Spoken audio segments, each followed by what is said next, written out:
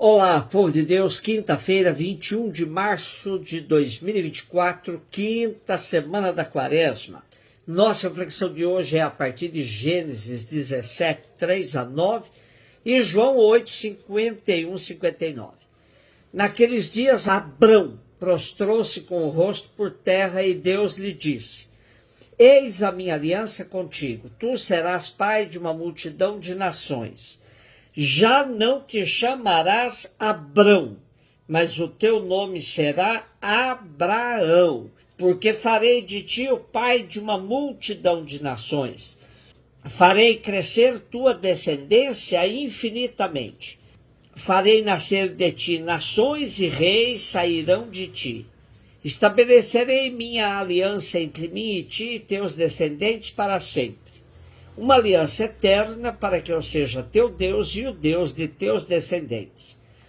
A ti e aos teus descendentes darei a terra em que vives como estrangeiro, todo o país de Canaã como propriedade para sempre. E eu serei o Deus dos teus descendentes. Deus disse a Abraão: guarda a minha aliança, tu e a tua descendência para sempre. Nosso texto é pós-exílico e o povo está desanimado e acabrunhado. Regressado do exílio, o povo de Israel está reduzido a um pequeno resto, privado dos dons prometidos a Abraão. O mesmo Abraão que Deus tinha chamado pai de inúmeros povos. A tradição sacerdotal que redigiu nosso texto de hoje lembra, nestes poucos versículos, a vocação de Abraão para que o povo reencontre a esperança na certeza da aliança com Deus. Deus, com efeito, não pode renegar a aliança, porque não pode renegar a si mesmo. Essa certeza é fundamento seguro para a esperança do povo, tal como já o fora Abraão, que por isso esperou contra toda esperança. Foi Deus quem se revelou a si mesmo e revelou a Abraão o nome novo, pai de inúmeros povos, de acordo com um projeto divino de salvação, no qual era chamado a ser protagonista. Esta vocação e missão implicavam caminhar diante do Senhor em integridade de vida. Abraão e sua posteridade seriam de Deus, e Deus seria o Deus de Abraão e de sua posteridade. Abraão responde à proposta divina com um gesto de adoração e de ação de graças que se torna escuta.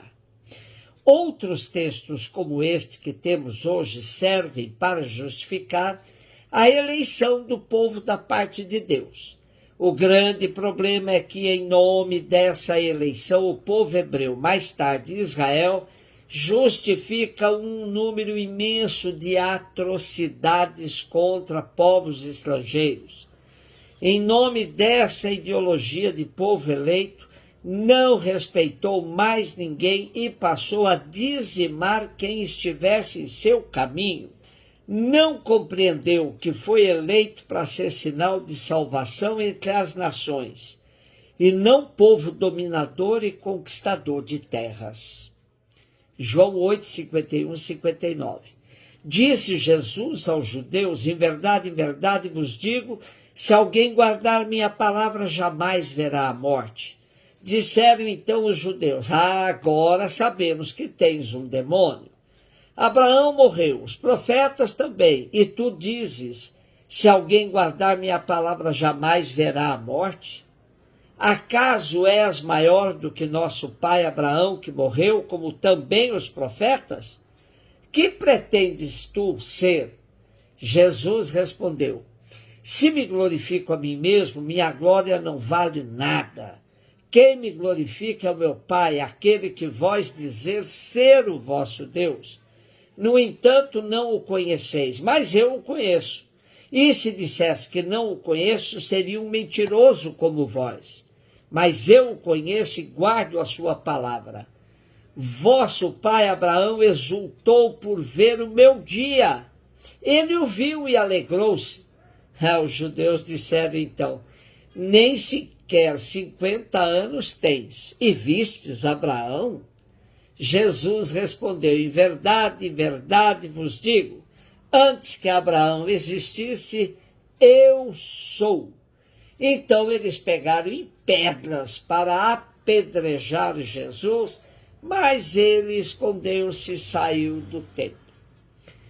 Continuamos no capítulo 8 de João e Jesus continua se revelando em sua divindade e messianidade.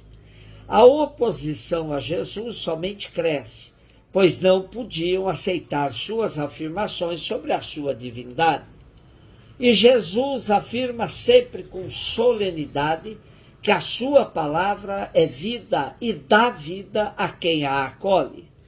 Os seus ouvintes naquela ocasião não a acolheram, como se vê no versículo final.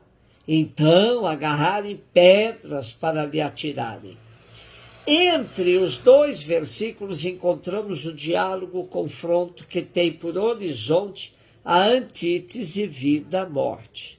E como ponto de referência, Abraão, de quem os judeus se dizem descendentes.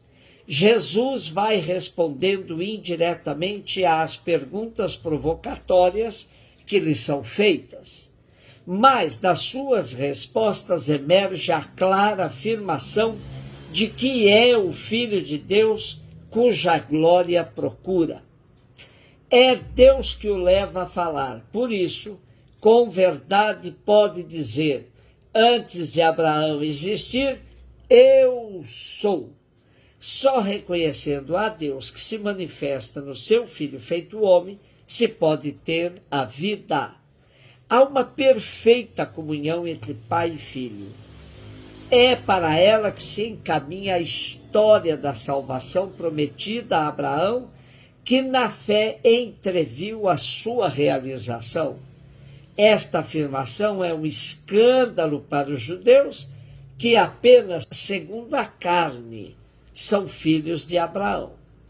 O que provocava imensa irritação nas autoridades judaicas, fariseus, mestres da lei, sobretudo, é Jesus dizer eu sou. Essa expressão o igualava a Deus, que assim se tinha revelado a Moisés. Também o fato de Jesus se mostrar superior a Abraão não era aceitável, de forma alguma. Eles sempre idealizaram seus ancestrais na fé, e querer igualar-se a eles cheirava a blasfêmia. Por tudo isso, a oposição a Jesus ia crescendo à medida que ele falava abertamente, sem se preocupar com seus opositores. Estes inúmeras vezes tentaram matá-lo, e hoje os vemos prontos para apedrejarem Jesus, que meio às escondidas sai do templo.